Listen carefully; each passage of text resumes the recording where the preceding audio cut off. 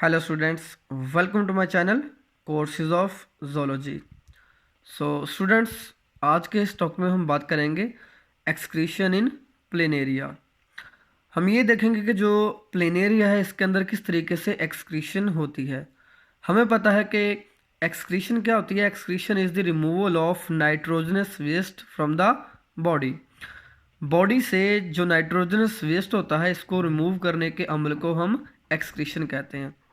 So first of all, planaria is a flat worm. हमें पता है कि जो प्लेनेरिया है ये फ्लैट वर्म से जो है वो बिलोंग करता है। इनके अंदर ट्यूबुलर एक्सक्रीटरी सिस्टम प्रेजेंट होता है। अब ट्यूबुलर एक्सक्रीटरी सिस्टम कैसा होता है कि जो ट्यूबुलर नेटवर्क होता है इसकी पूरी बॉडी के अंदर जो है वो फैला होता है। This is the branch tubular system. अब ये जो ब्रांच ट्यूबुलर सिस्टम इस प्लेनेरिया के अंदर प्रेजेंट है इसको सिंपली कहा जाता है protonephridia. So protonephridia is a primitive excretory structure. ये एक पुराना एक्सक्रीटरी सिस्टम है जो इन फ्लैट वर्म्स या इनवर्टिब्रेट के अंदर जो है वो प्रेजेंट है। So this tubular system spread throughout the body. Tubular system is capped by a cellular setup termed as frame cell. अगर हम इस ट्यूबुलर सिस्टम या ट्यूबुलर नेटवर्क को अगर हम जूम करके देखें तो हमें नज़र आता है कि इन ट्यूब्स के ऊपर जो है वो specialised cap like cell present है। अब इन ट्यूब्स के ऊपर ये जो कैप लाइक सेल मौजूद है इसको हम कहते हैं flame cell.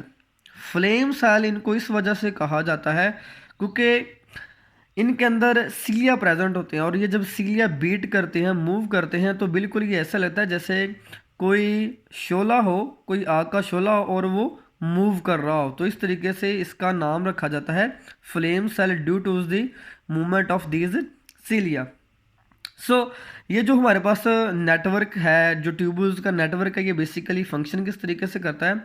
First of all क्या होता है कि ये जो सीलिया, फ्लेम सेल के अंदर सीलिया प्रेजेंट है, ये सीलिया बीट करते हैं, मूव करते हैं। जैसे ये सीलिया बीट करते हैं तो इसके ट्यूब्स के अंदर नेगेटिव प्रेशर जनरेट होता है। अब इन ट्यूब्स की कोई भी इंटरनल ओपनिंग नहीं होती, ये ब्लाइंड एंड होते हैं, ये बंद होते हैं अंदर से। सो इसकी बॉडी के अंदर जो भी नाइट्रोजनस वेस्ट होता है, यूरिया, यूरिक एसिड, अमोनिया वगैरह, ये नाइट्रोजनस वेस्ट डिफ्यूजन के थ्रू सिंपली इंटर हो जाता है इन फ्लेम सेल के अंदर due to the movement of these cilia. जैसे ही ये नाइट्रोजनस वेस्ट फ्लेम सेल के अंदर इंटर होता है तो इसको आगे एक डक्ट के अंदर भेज दिया जाता है। इस डक्ट को बेसिकली हम कहते हैं एक्सक्रीटरी डक्ट। तो ये जो नाइट्रोजनस वेस्ट है इस एक्सक्रीटरी डक्ट के जरिए ये बॉडी से बाहर इरेडिकेट हो जाता है कि एक्सटर्नल एक बाहर जो है वो इनके एक सुराख प्रेजेंट होता है। इस सुराख को कहा जाता है नेफ्रीडियोपोर। इस नेफ्रीडियोपोर के ज़रिए इस नाइट्रोजनस वेस्ट को बॉडी से बाहर जो है वो रिमूव कर दिया जाता है। सो इस फ्लेम सेल को अगर मज़ीद हम जूम करके यहाँ पे देखो तो ये इसका स्ट्रक्चर होता है फ्लेम सेल का, जिसमें हमें एक प्रोमिनेंट न्यूक्लियस नज़र आ रहा है।